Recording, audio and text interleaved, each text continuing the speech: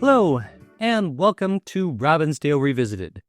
In this episode, we step into the voice of Edith Robbins Daniel, the eldest daughter of Andrew B. Robbins, founder of Robbinsdale. And as you're about to hear, a woman with plenty to say. In 1944, in her 70s, Edith sat down and summed up her life on a single page, and not a dry list of facts kind of way, but with humor, wit, and just enough sparkle to make you wish you could have met her. Through her words, we follow her family's journey from early pioneer roots to the building of a community, complete with skating hand in hand on the Mississippi River. As she puts it, her parents paid more attention to each other than to the minister in church. It's these moments that bring her story to life, reminding us that history isn't just dates and places, it's people, personalities, and little details they choose to remember. Don't let the light tone fool you. Edith's life was anything but small. She was a teacher, a principal, a writer whose children's songs were heard across the country, and a tireless civic leader. She organized wartime relief efforts. She ran her father's business after his death, and spent decades shaping her community in ways that still echo today. And somehow, in the middle of all that, she still found time to joke about her greatest academic achievement, hand-holding. This is Edith in her own words, warm, sharp, and just a little bit mischievous. And it's a reminder that even a single page of history can tell a remarkable story. Join me and Crystal Boyd as we explore the life of Edith Robbins Daniel. This brief personal history was written in 1944 by Edith, one of the 5 Robbins daughters. She describes her family, life, and career over many years of public service. She says, "Father was of distinguished Revolutionary ancestry from Maine. Andrew B. Robbins was a very small boy when his father brought his family west and settled in Anoka in 1853. Mother's people were early settlers in New York and Ohio. They were prominent as lawyers, physicians, and educators, and among them were Supreme Court judges in Ohio and New York. At the outbreak of the Civil War, Mother, Adelaide Walker, was a student at Baldwin. She left the university to go with her mother and sister and her stepfather to serve during the war in Tripler General Hospital in Columbus, Ohio. At the close of the Civil War, she came with her family to Old St. Anthony. Father also came to St. Anthony at the close of his service with the 8th Regiment Minnesota Volunteers. Mother and her sister Helen Walker were teachers in the Minneapolis schools. And soon the handsome young station agent Andrew and the beautiful young schoolteacher Adelaide began to skate hand in hand on the Mississippi River and to look at each other more than at the minister during church. After their marriage, they lived in St. Anthony, which later became Minneapolis, and pioneered the city of Wilmer, Minnesota. They built their permanent home on a lovely hill on the lake in the village that Father had platted here in Robbinsdale. His family, including 5 young daughters, enjoyed the blessings of a perfect home with space indoors and out for gracious living. He and Mother were tireless and lifelong planters of trees and gardens. Thousands of splendid trees and many hardy gardens are their worthy monuments. All the daughters became university graduates with a few master's degrees sprinkled in. I was one of these graduates. I taught Latin, mathematics, and English in Minneapolis high schools, and served as grade school principal and as high school principal in other places until my marriage in 1907. I have had the wonderful experience of writing children's songs and am still doing this work. These songs were published in the music education series of Gin and Company. They are very widely used, and hearing children sing them in different parts of the country has brought me great joy. And I am still writing material for greeting cards. I have also had the fun of writing the Children's Corner for newspapers. I am completing 24 years of service as district clerk of a very large school district. And you know, of course, that a person who serves too long as a school board member is never the same again. I have had the honor and pleasure of serving on charter commissions, on appraisal boards, and many others. In World War I, while my sister Amy was serving in France, I had given to me a splendid opportunity for service. I directed the makings of many hundreds of garments to send to the war sufferers in France and other countries. I had splendid groups of women working almost every day for many months. My latest venture as a teacher was working in the adult education department. In this work, I wrote also materials for adult beginners in English. In 1935 and 1936, I enjoyed the work we did at the university. I still like to listen in around the old place. At times in the past, I have been a member of the College Women's Club, Business Women's Club, the Daughters of the American Revolution, the Parent-Teacher Association, Women's Relief Corps, Pi Beta Phi, and various study groups and service clubs. I am an honorary member of the Tourist Club, and I am a mom. I have one daughter, Helen Mary. Her faith, courage, and efficiency are a joy to me. We are members of the Robbinsdale Congregational Church. At our commencement, I won special distinction in a subject in which I had had no training or experience and for which I had no credits. The subject of hand-holding. I held the hand of nearly every man in the class, but please don't remind anyone that I was the gypsy fortune teller. I feel like I'm in the room with Edith Robbins Daniel. She's in her 70s when she's writing this, but she sums up her life in a page. It's incredible. I love the things that she pulls out, especially that story about how her parents met and skating on the Mississippi River. That's so beautiful. All this time looking at each other in church. And she only mentions that her parents were pioneers in Wilmer. We know that that story is a little more involved because they leave St. Anthony for Wilmer. They have a son there, Harlow, and then Edith is born after that. Then they have another daughter, Helen. Within a couple years, Helen and Harlow have passed away at ages like 6 and 4. So Edith must have known them and have maybe some memory. I mean, most of us can remember something that happened when we were 5 or 6 years old. And certainly you would remember the death of 2 siblings. And while the family was there, Andrew B. Robbins, her father, I know he served as mayor of Wilmer. I know that he was founded the Presbyterian Church in Wilmer, helped found the bank in Wilmer. He went there with the railroad looking for a job. He found a job with the Great Northern Railroad, went out to Wilmer when an opportunity arose. I think he was a station agent here in St. Anthony, and then went out to Wilmer to become, I think, a station agent there. But when you have millionaire relatives, the way the Robbins did, he invited Thomas Barlow Walker, the lumber baron, out to Wilmer because he had some ideas about making money. What he noticed was the crops were being decimated by grasshoppers. They went and toured some of the farms in the area, and Andrew B. Robbins had this idea for the hop dozer, and that was his first actual business venture that I know of. I mean, he must have had some financial dealings, but you know, here he is as an entrepreneur, and he starts selling this thing that you can drag through the field and get all the grasshoppers out of your crops. I don't know how effective it was, but he sold some. He convinced Thomas Barlow Walker to invest in it and made some money doing that. Then they got into the elevator business and banking. And eventually, though, he comes back and they settle in Merriam Park in St. Paul before coming to Robbinsdale. Edith pretty much grows up here, but I'm guessing she arrives here. She must have been in her teens by the time they get here. We know Amy was born in Thomas Barlow Walker's house. And then the rest of the children, I believe, are born in Robbinsdale. But Edith is the eldest, and she's a couple years older.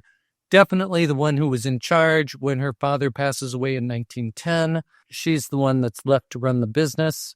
They get that Highway Tea House built by 1920, and she's operating the business as real estate. There was something called the Signal Company that was probably had to do with the railroads, some elevator companies, some interests in the Red River Lumber Company. Then she was doing loans in real estate out of the Highway Tea House that her sister and her opened up. When Amy is off in World War I, serving in France, Edith is heading up all sorts of organizations here in Robbinsdale, knitting socks, they're knitting hats, gathering money for the Red Cross, and sending things over to the troops. Edith Robbins runs her father's business and doesn't really change the name. She calls it the Estate of Andrew B. Robbins or the Andrew B. Robbins Estate, and their address is 4423 Crystal Lake Avenue. And of course, that was West Broadway, right here in Robbinsdale. They ran it out of the little Jefferson Highway Tea House. And at one point, she says that Jefferson Highway was actually paved with her boots that were stuck in the mud. They wrote lots of little real estate ads. A lot of times it was something simple that would appear in the papers like, don't buy so far out, or check out the estate of Andrew B. Robbins. And it was probably because this land was all platted in the 1890s. There are no racial covenants on any of the lands from the estate of Andrew B. Robbins. I'm still waiting to be proven wrong on that. So now we have this little piece of advertising called The Wise Old Owl. The Wise Old Owl. I said to the owl in the top of the tree, "Oh, why are the birds always singing to me?" The owl then replied, "But your question is queer. The answer to me is so plain and so clear. They own their own homes is the reason they sing. I'm building my home is the message they bring. For each little bird is still loving the best, the plan and design of his own little nest. Hoo-hoo, said the owl, is a person that's heard of a home that's just rented by even one bird. The birds wouldn't sing if their lives were all spent in fruitless vain struggles just paying the rent. And so in the spring, when you're hearing them sing, I'm building my home is the message they bring." Then wise blinking owl, as he blinked and he blinked, kept saying as slyly he winked and he winked, "Oh, Robbinsdale Park, so I always have heard, is the best of locations for any wise bird. For even the slowest old bird still agrees, it's Robbinsdale Park with its lakes and its trees." "Hoo-hoo," said the owl, "we'll then sell you the lots. Oh, the Robbins estate has the choicest of spots. A.B. Robbins estate, the wise birds always say, will plan the best homes and will show you the way." Well, it's so much like her children's verses that she published later in her children's songs. Owls and insects and creatures out in nature are always the best way to sell things. Here's another little advertisement. This is from Souvenir Robbinsdale, suburban Minneapolis, which is kind of like a little history of the town, a little overview. And I am pretty sure that Edith had more to do with getting this pamphlet published than anybody else. And this is called Garden Acres at Robbinsdale Park. The lots are located from 1 to 5 blocks off the electric car line near churches and schools, with wide streets bordered with double rows of fine old trees. No cheap houses, all fine homes with well-kept grounds, and the lots that are already sold have been improved. Large lots, 50 by 150, with building restrictions. Lots in this beautiful residential district are rapidly increasing in value. So the terms are 1/4 cash balance monthly installments, discount for cash sales. Houses are for sale and for rent. The estate of Andrew B. Robbins are the people to contact. Okay, so we have a little snippet from Who's Who Among Minnesota Women, a history of women's work in Minnesota from pioneer days to date, told in biographies, memorials, and records of organizations. And this was compiled and published by Mary Dillon Foster in 1924.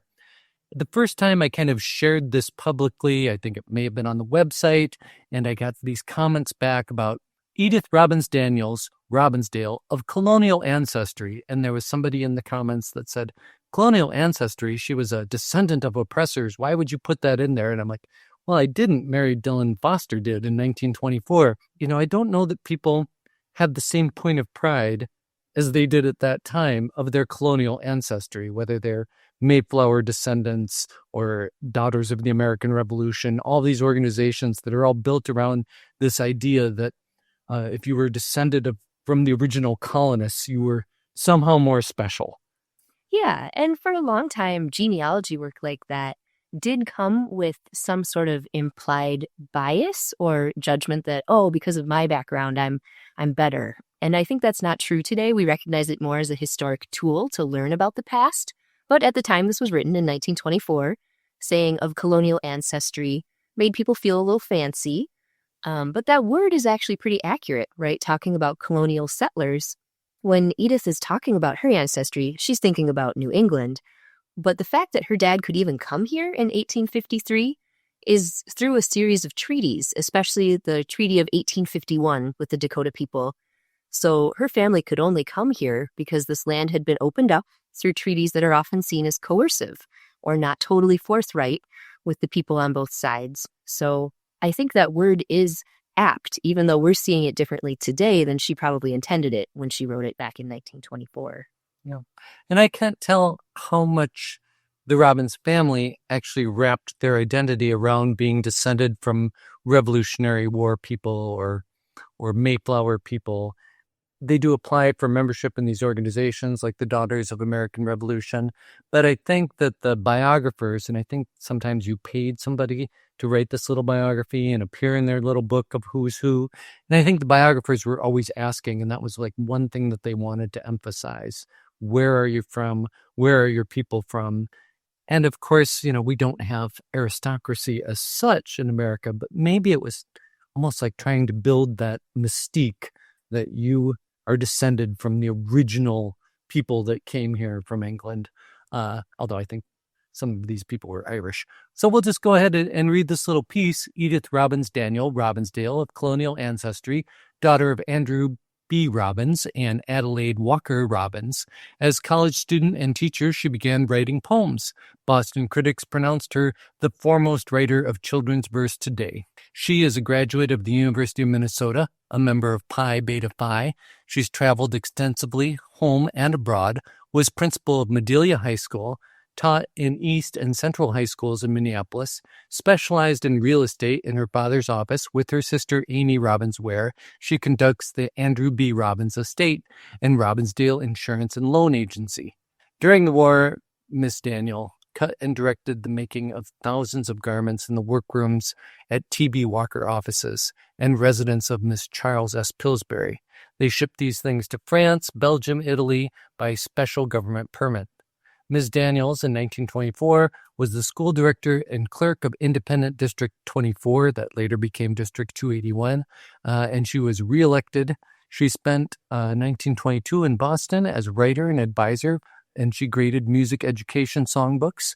And those are used in Minneapolis and elsewhere. Her contributions appear under 5 pen names containing Robbins, Walker, or Barlow.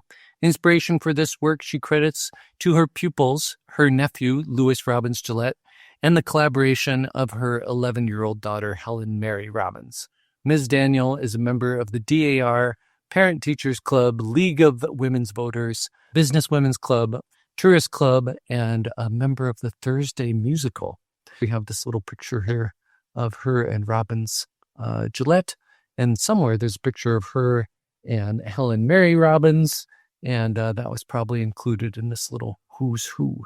And you can tell she really loves children. In both of these photographs, the kids are just beaming and she's having fun. She's holding both of them. It's really sweet. Mm-hmm. Yep, and that was her life's work too. Just entertaining children seems to have been one of her favorite things to do. Briefly mentioned here, it says that she's a member of the League of Women's Voters. And of course, she wrote this epic poem called Suffragette Salad. And as we go through it, you could listen for all the different reasons they think women shouldn't vote, because they are varied and weak. So here we go. Suffragette Salad by Edith Robbins. My darling, cried this noble man, it surely isn't in God's plan that you, so fair, abroad should roam. We want you sheltered in your home. The woman has the time to spare while she is filled with household care for tea or bridge or matinee. She should be home election day. We simply cannot understand why the ballot should demand no fool or child to vote has tried, and man's decree thereby defied. Our politics are so debased. If you should know, you'd be disgraced. You'd better stay at home, and then vote through your sons when they are men. We cannot have you soil your skirt in trailing through this awful dirt with which we've filled each polling place, while we've uplifted all the race.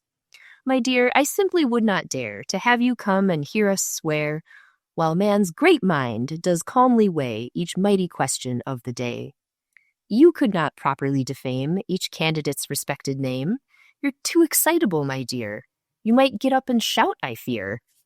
In public meetings, your emotion might sometimes cause a slight commotion. If you will watch man's great conventions, you'll see they're free from all dissensions.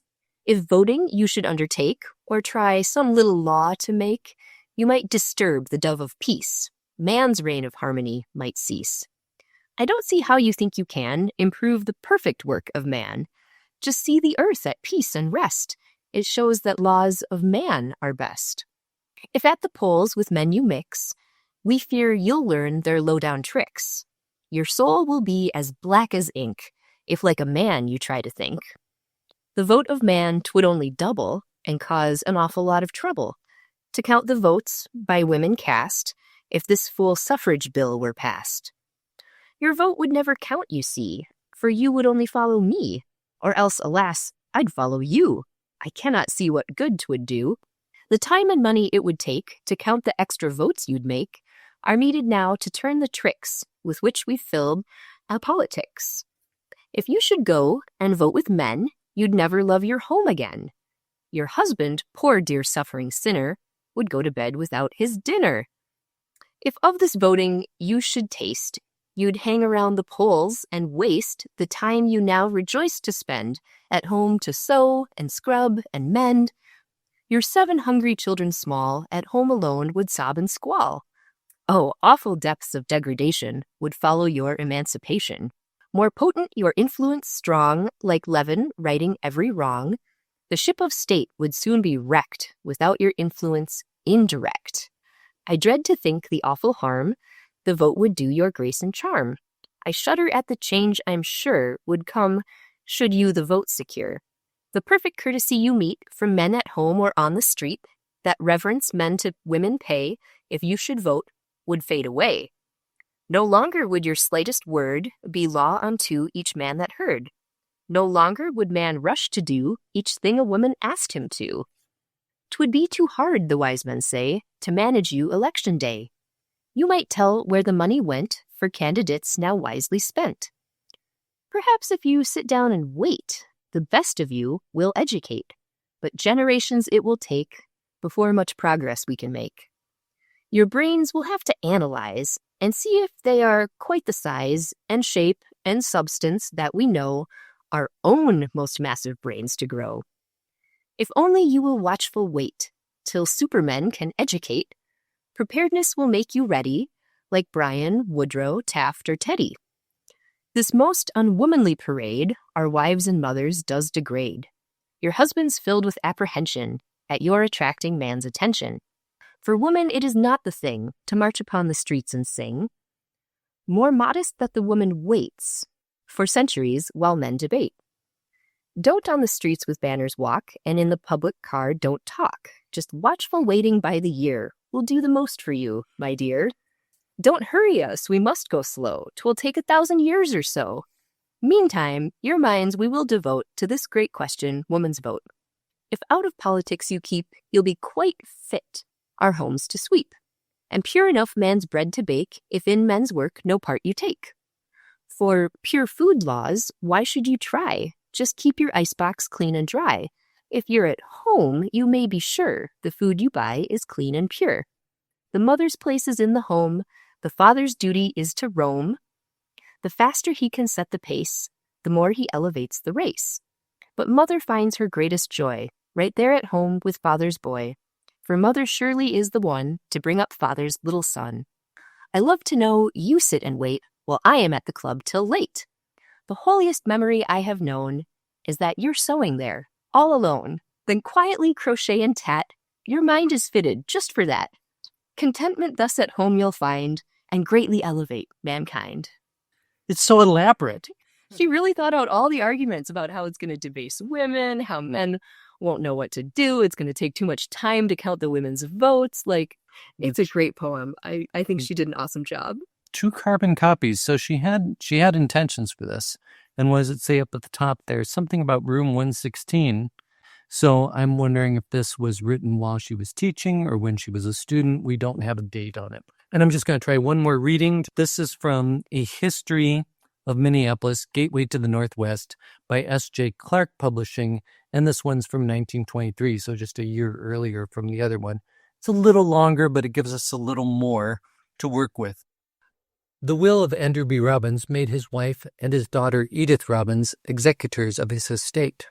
This action was in recognition of the longtime cooperation of his life partner and the active participation for many years in his real estate and allied interests of his eldest daughter, Edith Robbins, whose work in carrying forward the plans for developing the beautiful suburb which bears her father's name, along lines he approved, has fully justified his faith.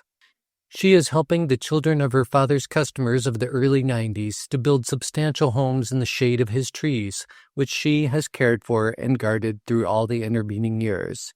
Edith Robbins' preparatory schooling was received at Macalester and Carleton colleges, while her academic and graduate work was carried on at the University of Minnesota, where she took her Bachelor's of Science degree in 1894, completing the work for a Master's of Arts in 1895 and 1896.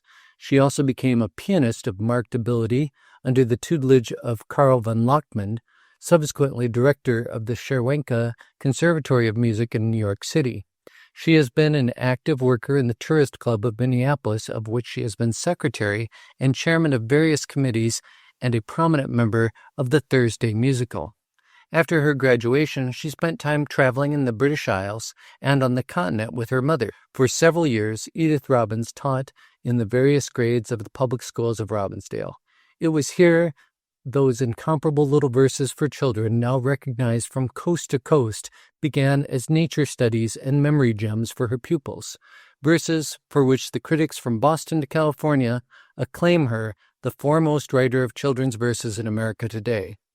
For the little boy's point of view, Edith declares herself indebted to her beloved nephew, Louis Robbins Gillette, son of her sister Adelaide, Mrs. Ralph P. Gillette, and later for her little girl's thoughts to her small daughter, Helen Mary Robbins. Her teaching field soon broadened, and she became principal of Medelia High School, from which she returned to take a position in the East Minneapolis High School, from which she was transferred to Central High School, holding positions in these schools until her marriage in 1907. This teaching experience, together with a practical business career, have preeminently fitted her for the position of school director, where she has served as a clerk of Independent School District 24 in Robbinsdale for a 3-year term, having been re-elected July 21, 1923, for another 3 years by the largest vote ever polled in Robbinsdale for a school director. One of Edith Robbins' most notable achievements was the extraordinary work she did during the war, when under her personal supervision, several thousand garments were made from dozens of bolts of new materials donated for the purpose, for which Edith Robbins either cut or directed the cutting and making. Her workrooms included T.B. Walker offices, number 807 Hennepin Avenue, on heatless Mondays, the Charles Pillsbury residence, and other places where she kept scores of sewing machines supplied with material and volunteer workers. All these garments were sent parcel post direct to the scenes of need in France and Belgium. Letters are still coming from children whose way was made less hard by these timely gifts. In 1920, Ginn and Company of Boston, publishers of school books, with the assistance of Thaddeus Giddings, director of the Department of Public School Music in Minneapolis, discovered Edith Robbins through some of her published verses and secured her cooperation as contributor and advisor on the publication of a series of school music readers, of which 4 volumes are already in use in Minneapolis and other cities. Pursuant to this work, Edith Robbins and her little daughter, Helen Mary, spent last summer in Boston writing and conferring on the publication. Several hundred songs with words by Edith Robbins appear in the series. Edith Robbins and her sister, Amy Robbins Ware, own and operate the Robbinsdale Highway Tea House, in addition to their regular real estate, insurance, and loan business as the Andrew B. Robbins Estate and the Robbinsdale Insurance and Loan Company at number 4223 Crystal Lake Avenue. Over this shining pavement known as the Jefferson Highway, more than 10,000 cars have passed in a single day, a pavement which Miss Robbins declares must be underlaid with a firm foundation of the rubbers her children left stuck in the mud of the oft-times impassable Crystal Lake Road of their school days. So many interests and activities fill the days to overflowing with new civic and personal problems. Yet, in the midst of the busiest day, Edith Robbins, with the delighted cooperation of her little daughter, Helen Mary, still finds time to set down those sympathetic, humorous, and inspirational little gems for child thought, which will bring joy to generations of children in future years. And there you have it. A little more detail, some repetition, but we're filling in these blanks. In the next episode, we'll follow Edith and her family through the Depression years and into World War II. Thanks for listening. I'm Crystal Boyd.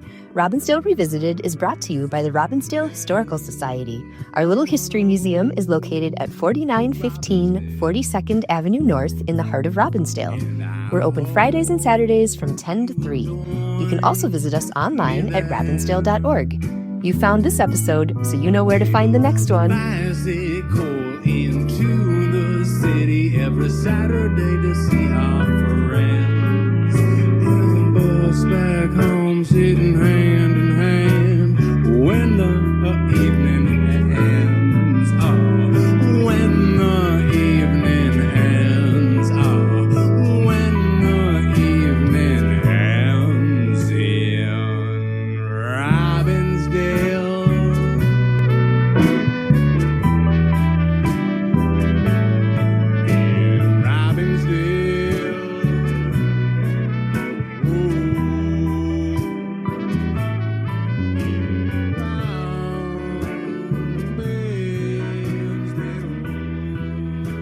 Our theme music is provided by Gabe Barnett and Them Rounders.